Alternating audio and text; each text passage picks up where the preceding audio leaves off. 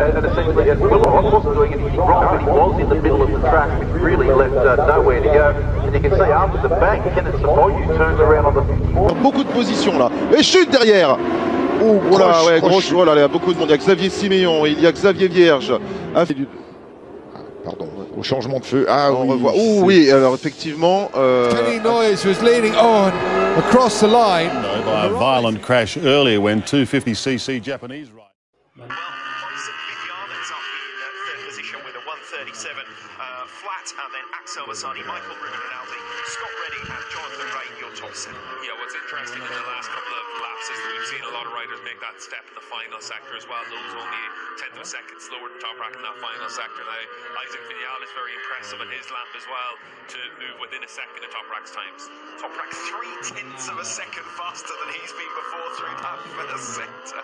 It is blinding his pace. Yeah, and Toprak willing to push on now, and you'd imagine he's out there on a fresh, soft tyre and that rear, and he's just trying to use it now to get a little bit of knowledge about what to expect when you put in that fresh rubber on these final laps of the session. We did see Tom Sykes had a crash down in turn 6 as well. Looks like he's been able to rejoin and hopefully able to get himself back to the pits.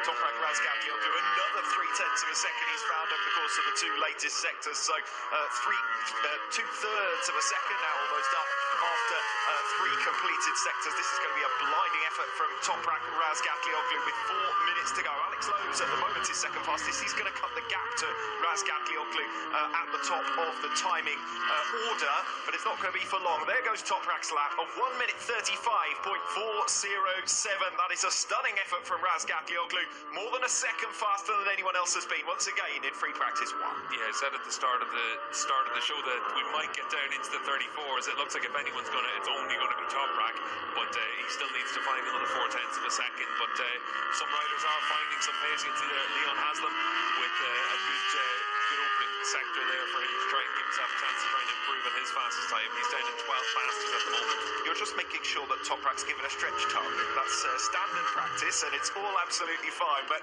he's pushing towards it. Another fast first sector from Razgatlioglu with 3.5 minutes to go in FP1. Yeah, really laying down a marker to everyone else, and Toprak very impressive with how quickly he's been able to get up to speed.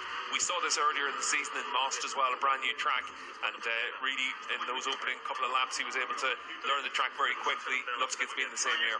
Jonathan Ray still rooted to the pit box, and the statistics prove it along the bottom of the screen. Just 10 laps completed for Ray during this session.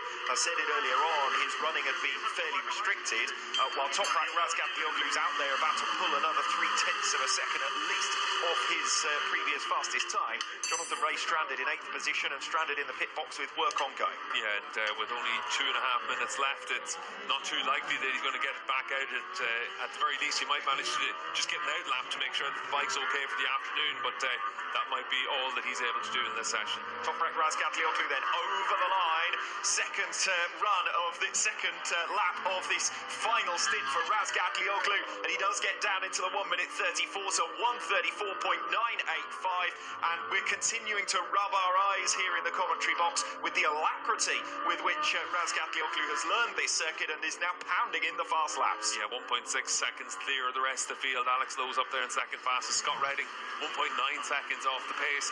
You can see there a bit of frustration for Jonathan Ray that he's not been able to get himself back out there after that first stint. He was already starting on the back foot. He's going to feel even more on the back foot